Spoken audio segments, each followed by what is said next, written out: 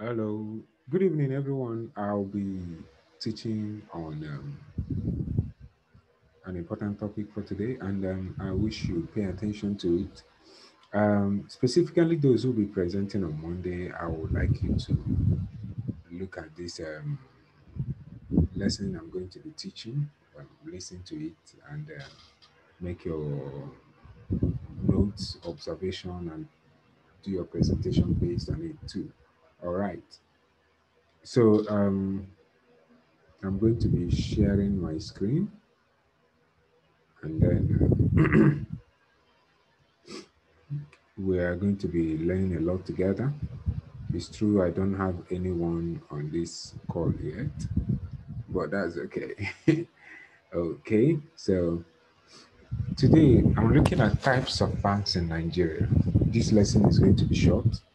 I want it to be just 15 minutes at the maximum so that everyone can be able to watch it and it won't consume so much data.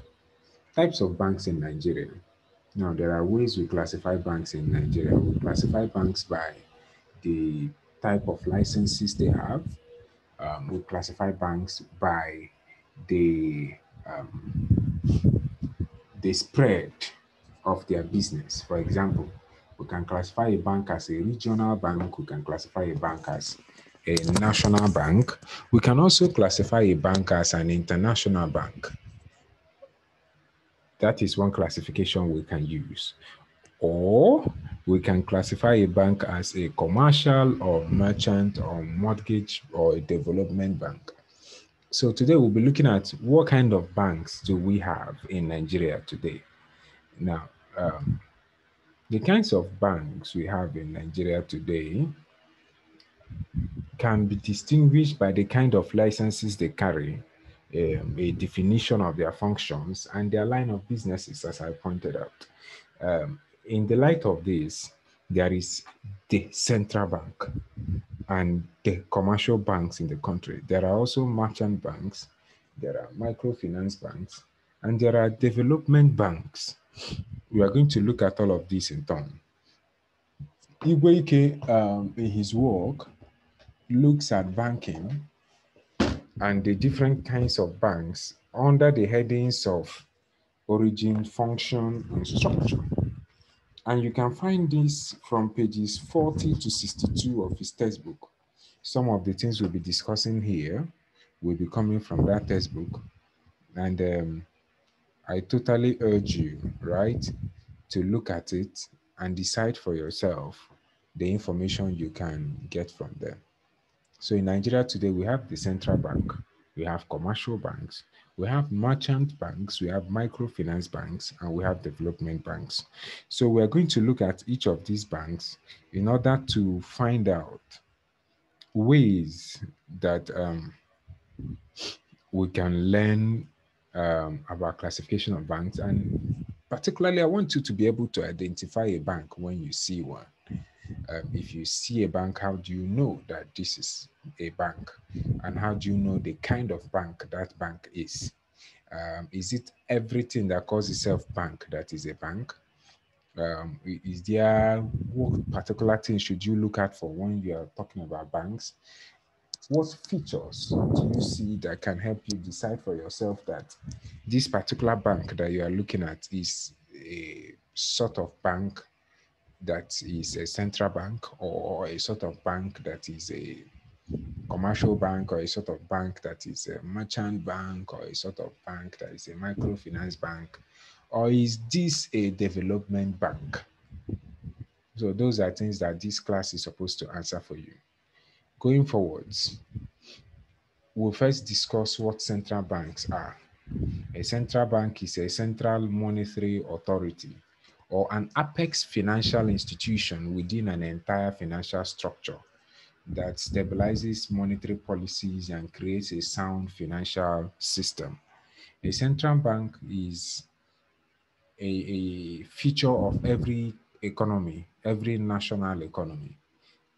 Today, in every nation, there is at least one central bank. Some countries call it a reserve bank. some other names depending on how they relate with that institution. But one thing you must know is that a central bank is within a nation the bank that gives legal tender. That is the bank that um, banks other banks. It is the bank that sets monetary policy for other banks, and it may be privately owned, like in the US, or it can be an organ of the country, an organ of the state, like just a part of what a state controls within its geographical location. So it depends on a country, it depends on a nation to decide for itself the functions it will ascribe to its central bank. Nigerian CBN was created by the CBN Act of 1958. Now, there is something you need to know about our central bank in this country. Prior to the central bank, we had a bank we called the West African Currency Board. Uh, I'm not sure I do it very great service when I call it a bank, right? The West African Currency Board was an institution of the then colonial government. The idea was that this West African Currency Board would issue the West African pound, different from the British pound, okay, because the British were colonial masters. They didn't think of any other legal tender to use other than a pound. So this West African Currency Board issued legal tender for all of Anglophone West Africa. So all the countries in West Africa that speak English, like the Sierra Leone, Gambia, Nigeria, and Ghana, all these countries had a legal tender issued by the West African Currency Board. Now, the colonies were required to have their affairs managed by this West African Currency Board. The reserves, that is the money made from the colonies, were managed by this board. Also, this board represented these reserves in stock exchanges in the United Kingdom. That is something like the London money market in all these Canary Wharf and all that. They represented the reserves from West African countries as instruments to be traded on the London money market. Now, what happened was that this board began to get weak. You know, people began to argue, right, that it was necessary to change the kind of currency board that we had in the nation, considering that these currency boards were not autonomous, were not indigenous to our people.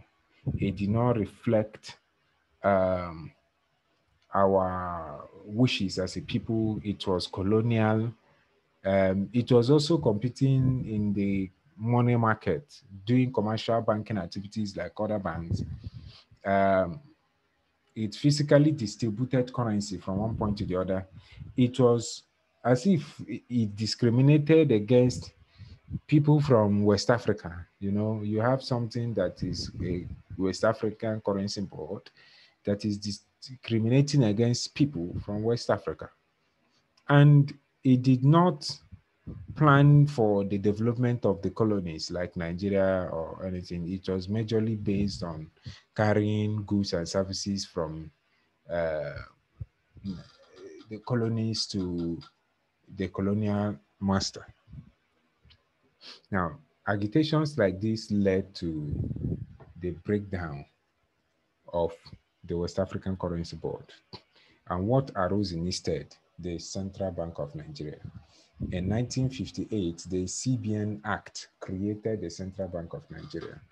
The CBN was not the first bank in the country because there were already in existence commercial banks prior to the establishment of the CBN. Okay. And you know, the CBN arose as a need to regulate banking activities in the nation.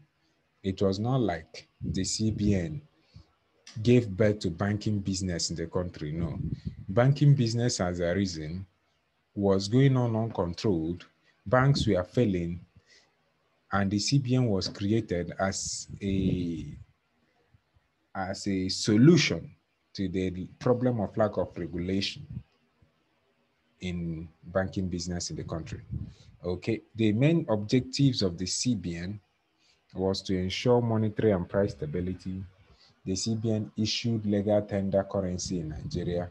It maintained our external reserves, that is, in a way to safeguard the international value of the legal tender. The CBN was supposed to create a sound financial system in Nigeria. The CBN was also the banker that provides economic and financial advice to the federal government. Now, out of all of these objectives, which one do you believe that the CBN has been doing? Has Nigerian monetary and price regime been stable under the CBN? Today I want to price a generator that used to be sold for 30,000. It is now double the price. It's literally 65,000. A generator that used to be 30,000 naira. And you ask yourself, is the CBN really doing its job of maintaining stable price when we can see that things are not being stable in the country?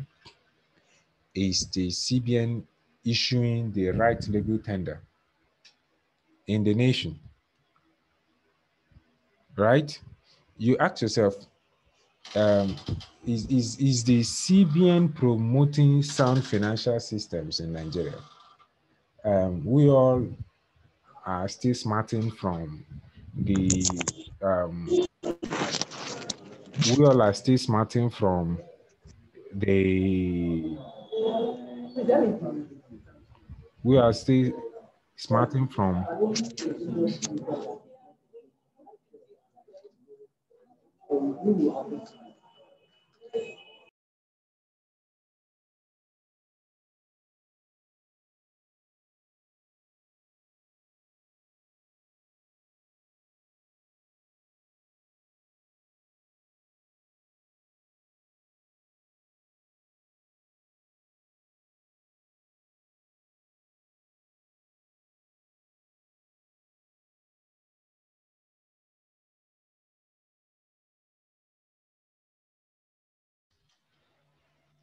so we all are still smarting from the ban on crypto trading.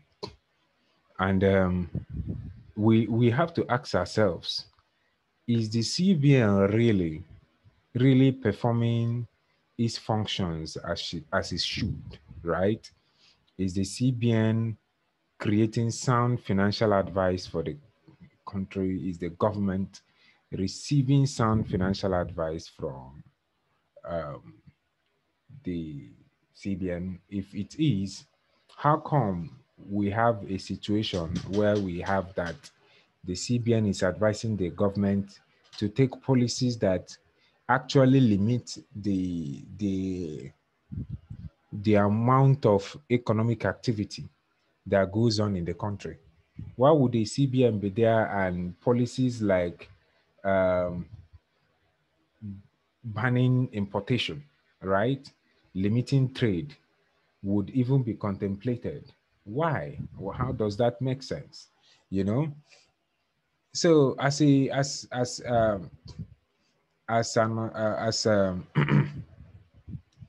as an institution, I believe that the CBN has not been able to do a very good job. And I know many people are going to agree with me on this, in the sense that the CBN's role and its objective as an institution, it has been failing, at least within the current government. Sadly, yesterday we heard of the increment in the price of fuel. Some of these adjustments in prices, things that can trigger a downward slope in the nature of the economic and price stability we have in the country, is something that the CBN should as a matter of urgency regulate. All right. So I've advised you to read pages 15 to 17 of Orifomo's work. He talks about these objectives of the CBN in full. Also, make sure that you read Igweike's work. Igweike's work is also instrumental in explaining what these concepts are. Now, if you can hear me, I see a number of you have entered this, and I've made Wanda the host. If you can hear me, can you indicate that you can by typing yes in the chat? Okay. If you can hear me, please indicate. Okay. All right, thank you. So let me continue what I'm going. Igweike and Dr. Rifowomo have been able to write out ways that the CBN have tried in its quest to increase, to function, to do its objectives. All right. There are three functions that the CBN usually undertakes in order to maintain its objective. One function is the traditional function, the regulatory function, and the developmental function. The traditional function is the things that legal tenders are known for. The things that central banks worldwide rather are known for.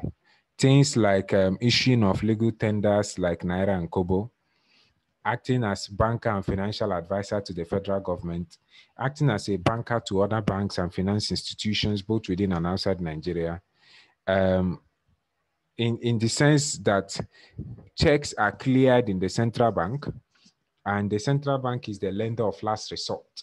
Now, when we say the central bank is a lender of last resort, what we mean by that is this. If, for example, you want to borrow money as a private individual, you don't just walk to the central bank and say, central bank, please give me money. The central bank will not give you money. The central bank has to lend you money. The bank you go to lend you money is a local commercial bank, you know, where you bank. However, if a bank wants to take a loan, a bank does not come to you as a private individual to take a loan, except, for example, if your business is very liquid. If you are somebody that you have a lot of money, banks can come and take loans from you. But usually a bank is supposed to take loans from the central bank. That is why many of these bailouts you hear, that banks are about to fail and the central bank bails them out. Those bailouts can come in form of loans, equities, buying of liabilities and things of that nature. It is not usually that the government dashes them money. No, it's almost like the government ingests liquid cash, lends them money that they can use to still stay solvent for a while. Solvent means that they are still able to continue business for a while. Okay, before, so that they don't go moribund and people begin to lose their money. Wonder, I'm sure some people may be in the waiting room. Please make sure that you are adding as many as are in the waiting room, if you can hear me. Okay, if you can hear what I just said, only one that type yes and send to me. Okay. All right. So going forward, the central bank also performs regulatory functions. Now, what are these functions? The functions are things that the central bank does in order to achieve its objective. I told you it performs traditional functions, regulatory functions, and developmental functions. If you look at Professor Rifomo's work in page 15, if you have it, you can open it and look at it. That's exactly where I'm getting what I'm talking about from. Okay. Regulative functions of the central bank are things like the promotion and maintaining of the monetary and price stability in the economy. So we can say that the traditional functions of Nigeria Central Bank is where they excel. In the issue of regulations, they have been disastrous, all right? And I expect on Monday to hear you people address me on how disastrous Nigeria Central Bank has been in its regulatory functions. If it's to give us money, print more money, they do that. If it is to act as banker to the government, they do that. If it's to clear checks, they do that. However, that is just a basic work that the central bank is supposed to do. If where it comes to the more creative work which the central bank is supposed to do, like creating sound economic policies that will lift Nigerians out of poverty, we are not the first country to have challenges like this. China has had issues like this. China has been one of the poorest countries in the world for a long time. However, within 20 years, China have lifted a significant part of their population out of poverty, built 56 cities from scratch. China.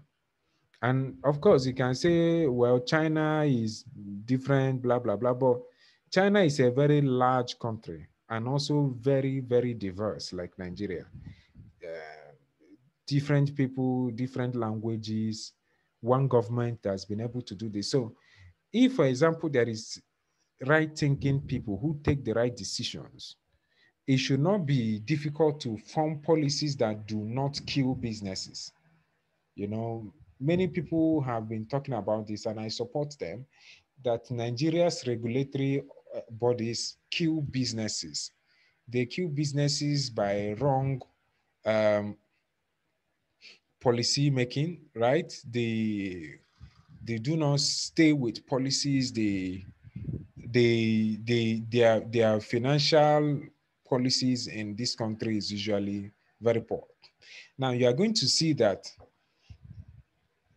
what instruments are available to the central bank to achieve these functions.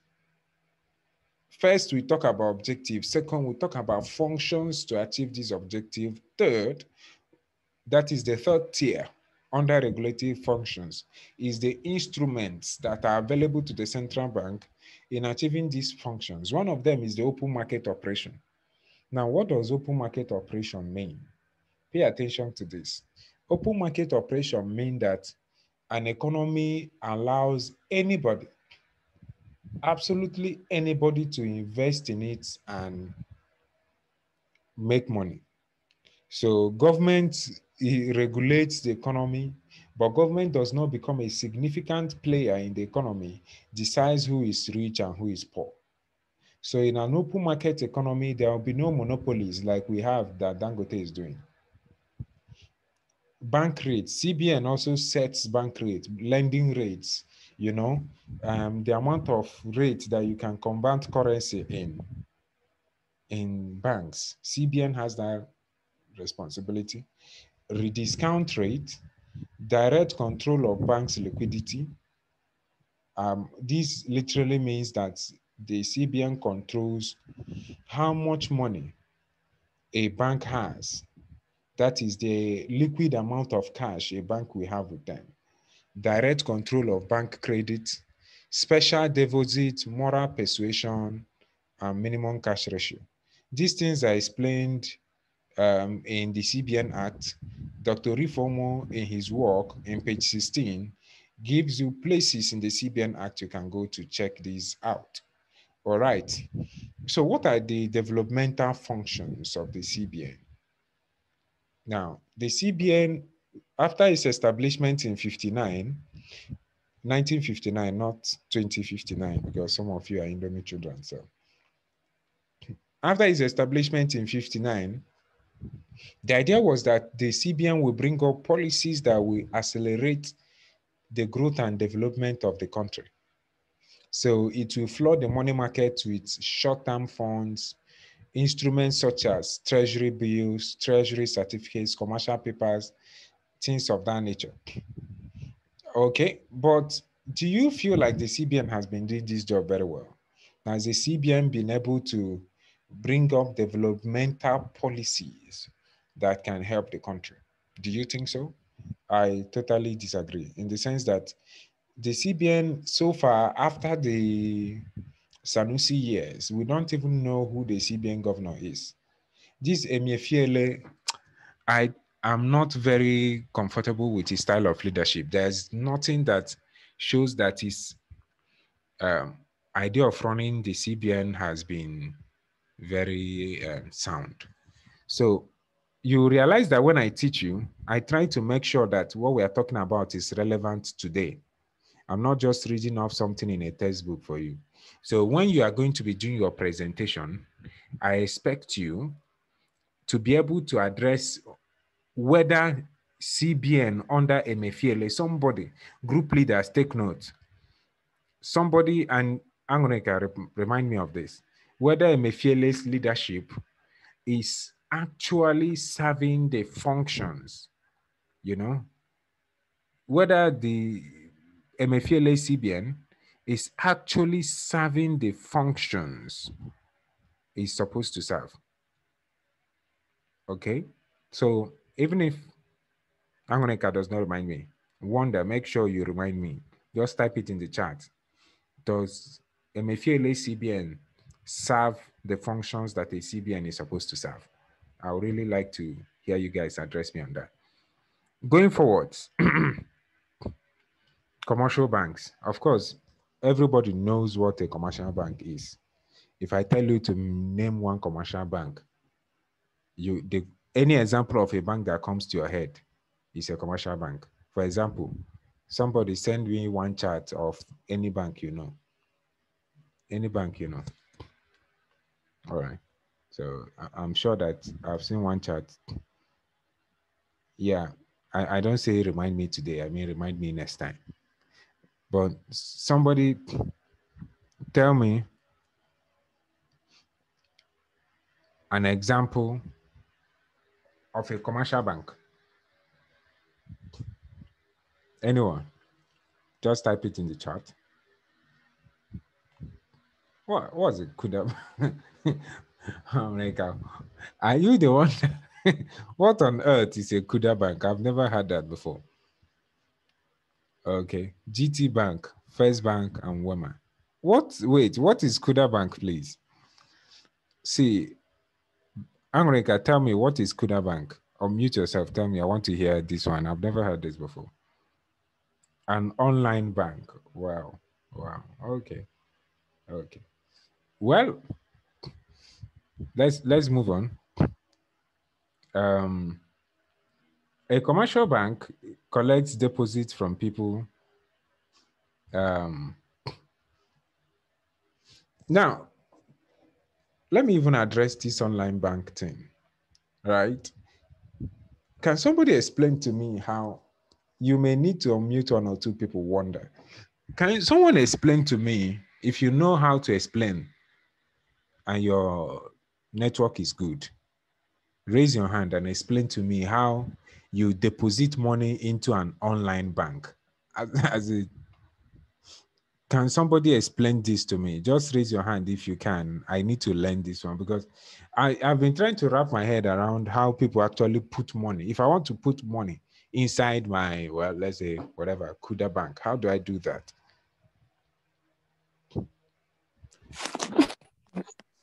Okay, good evening, sir. Can you hear me? Yeah, carry on.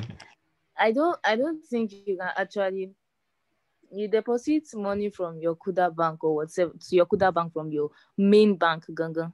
Like from your Access Bank, from your GT Bank. That's where you deposit money. Wait. Who is talking now? What's your name? This Wonder. Wait, Wanda is female? Yes, sir. What? Okay.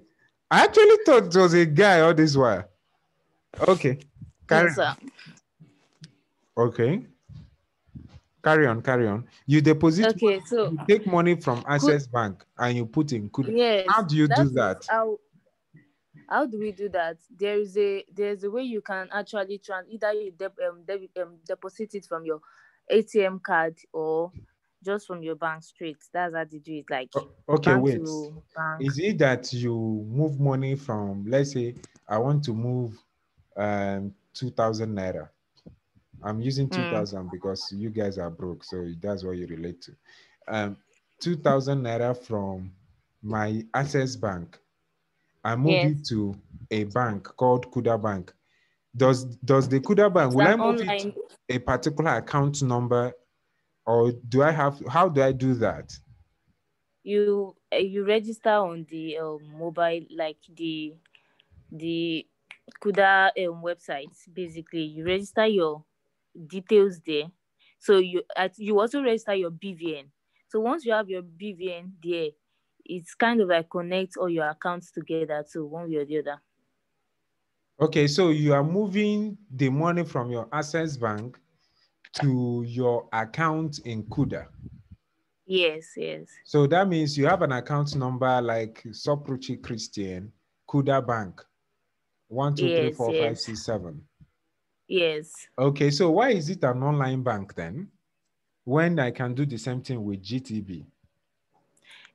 I think one of the main reasons for this microfinance bank is based on the charges, and they have a whole lot of things that they do. Like now, I don't think they have zero charges on any of their um on any of the activities they will be doing, like credit, like data, like transfer of all this money and everything. So they have like zero free charges on it. So it depends on what exactly they are trying to give you, like Okay, what they are okay. presenting. That means if you open a Kuda bank account, uh, Yes, you have no charges when you transfer money.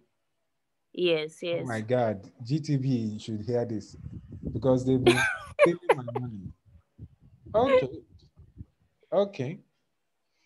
That's all right. That's all right. So if I do any transfer to anybody, I send the person data, I don't get charged. That's all right. That's all right. Okay, cool. Now I want to talk about community. We are going to talk about banking licenses in Nigeria. And it's surprising because I did not include online banking licenses. There are online banking licenses. Okay. Now, first of all, I'm particularly shook that this Wanda is actually a woman. I've always thought it was a dude, right? But it's okay. But that voice really shocked me. I was like, what? Okay. Or maybe that is Wanda's girlfriend that is masquerading as Wanda. But then, whatever. Now, um, I did not include online banking licenses because online banking licenses are not like full banking licenses. They are just like a permission to also do banking business online. All right. So, well, we are going to get to that. So, commercial banks, you people have mentioned a lot of them. GT Bank. Uh, but then, still on this CUDA, I see one is talking about the fact that it is just like a wallet. So it's not really like a full account, but there is a mobile wallet where you move money from your main account to a CUDA wallet.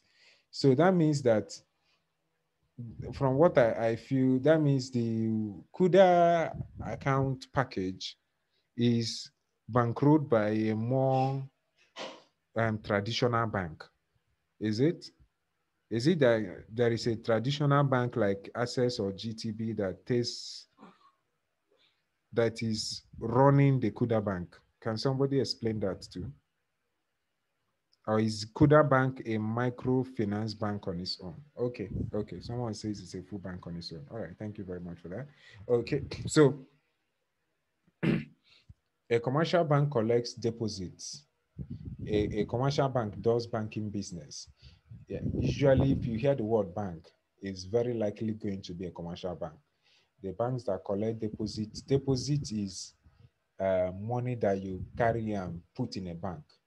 That giving bank money is called deposit. So when I use the word, it collects deposits, what I literally mean is that it is giving money over the counter, so it also borrows money from mercantile and the general community. That's what I'm telling you now. Banks can borrow money from you if you are rich enough. Those of you that are broke, don't worry about it. Banks also borrow money from the general community. Banks also lend out money at interest rate for short or long periods. Although in Nigeria, many times banks will not lend money for very long periods. Banks will likely lend you money in Nigeria for short periods if you want to finance your business or any other thing you want to use it for. Banks lend money to churches, denominations to build the cathedrals they are building. Banks lend money to governments. You hear of state governments borrowing money, to fund what they are doing within the country. They usually take those monies from commercial banks. Okay. You see the definition of a commercial bank in the BOFIA as a bank restricted to a specific geographical area in Nigeria. Well, this definition is old and archaic in the sense that a commercial bank may be restricted to a geographical area in Nigeria, but as we have seen, for those of you who's been able to travel, you can use your GT Bank in London, in the UC, in the US, because they are international bank. You can use your GT Bank ATM card, right? EcoBank ATM card can also be used nearly everywhere in the world, as far as there is an ATM there. So because they have international banking licenses, you can walk there, as in you can walk into any ATM and use it. For that, some of these banks are international banks. For example, EcoBank has branches in many parts of West Africa. They have branches in many parts of West Africa and many parts of the world. And it's just not right to define a bank as a banking, somebody that does banking business within Nigeria. All right.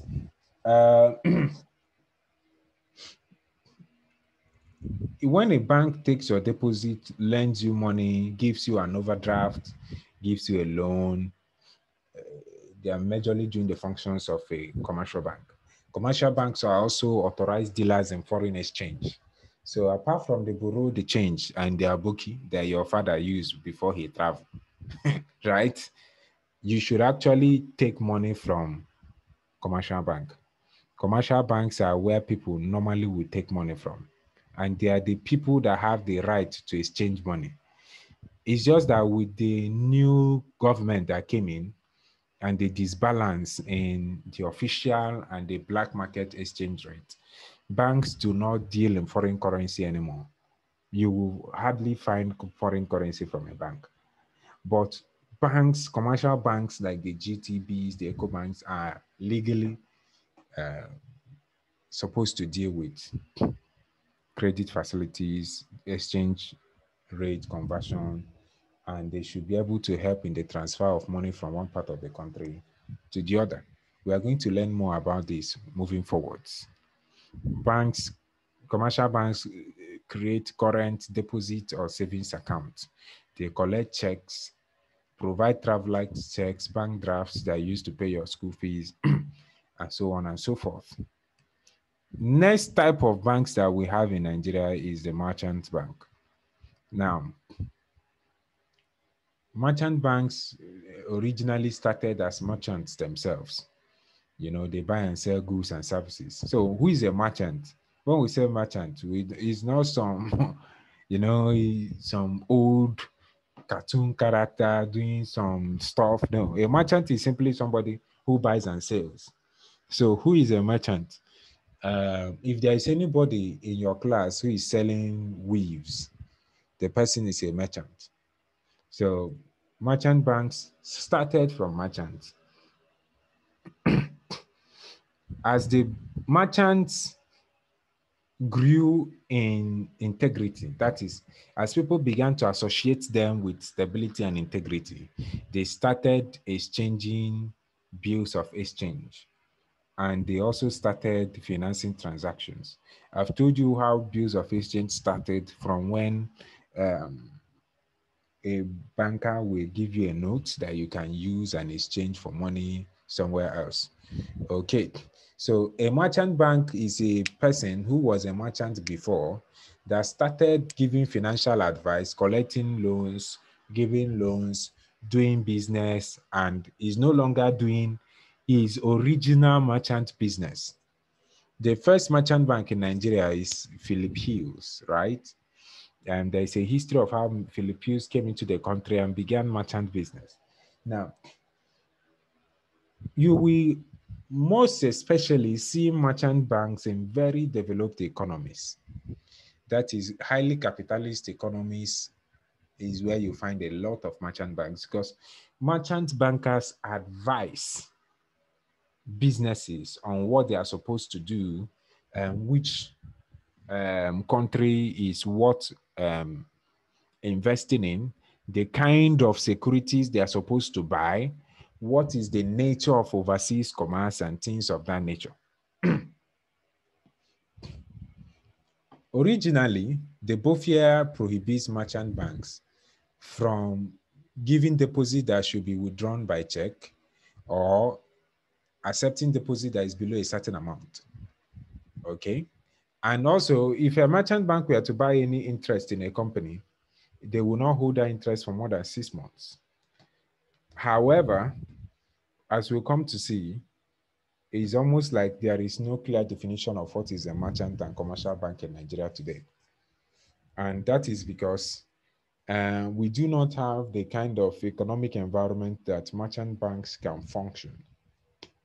So if you want to raise money on the stock exchange as a business, if you want advice on what to invest your money, if you want to do a merger, or you want to do a takeover, or you want to reconstruct your company, or you want a long-term loan for investment in some international or domestic deal, merchant banks are supposed to give you advice on that.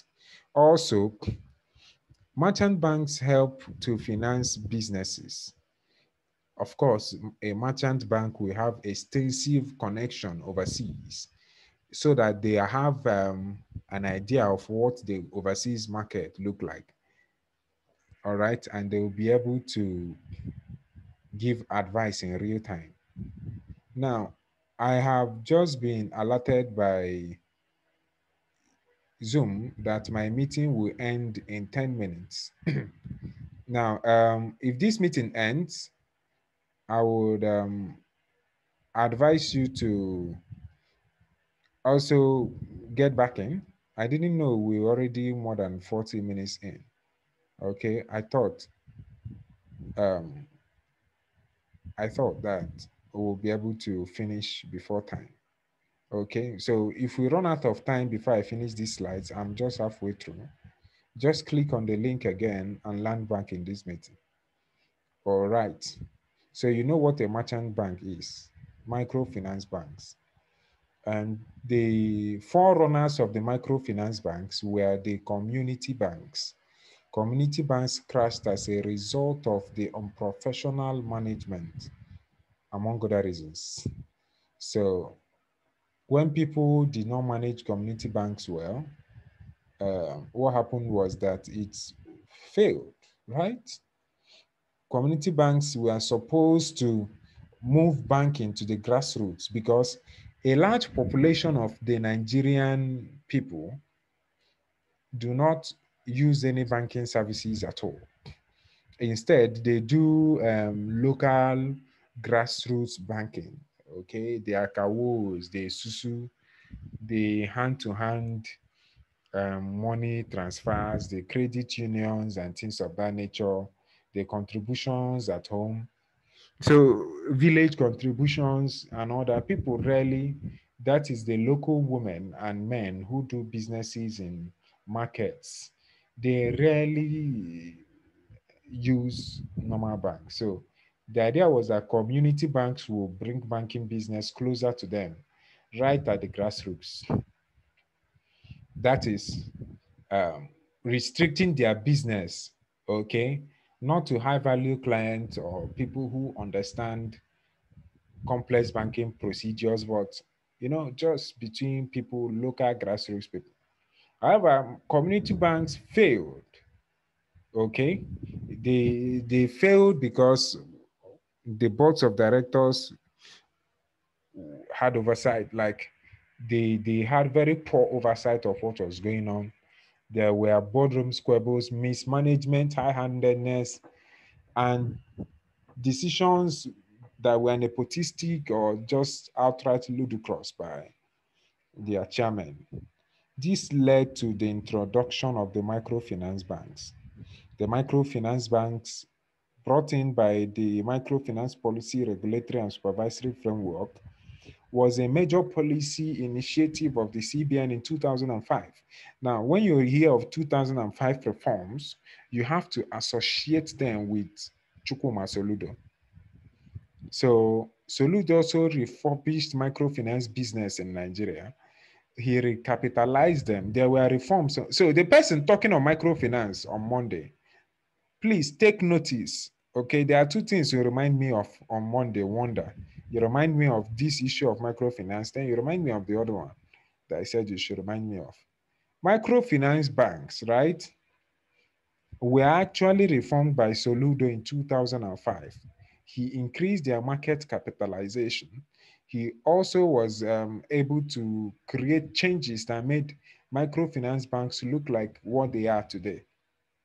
Okay, because in those days, many microfinance banks or community banks will collect people's money and the owner will take off with the money. The next day, he's in the US or somewhere else, and people will not be able to get their deposits back. Okay, so the policy by the CBN helped to address the access to regular banks problem between entrepreneurs and banks, entrepreneurs who may not be able to meet the demands of getting loans from commercial banks. They could meet the demands from a local microfinance bank. So the idea is that microfinance banks should give short-term loans, that have very, very little interest rates. However, what we found is that even the loans given by microfinance banks have very, very high interest rates, almost reflecting the very interest rate of big commercial banks. Okay, almost like the idea of microfinance banks are not working. Although some have managed to stay afloat, especially when they are tied to institutions like the OAU Microfinance Bank and other microfinance banks that are tied to universities or churches. But many of the microfinance banks that were created by individuals have gone moribund, okay, because the finance market is highly, highly competitive. And many of the established banks also provide products and services that undermine the services provided by microfinance banks. Okay, developed finance institutions. These are specialized banks that address developmental issues in specific sectors of the economy. Okay, they are regulated by the Development Finance Institutions Regulation Guidelines of 2015. Right. So there are so many of them: Bank of Industry, Bank of Agriculture, um, Federal Mortgage Bank, Nigeria Export Import Bank, Infrastructure Bank. There are so many of them. Okay, so you guys check that out later. So what is a universal banking license? I don't know if we should join again so that I'll start with this because this is like a break. So I want to stop here.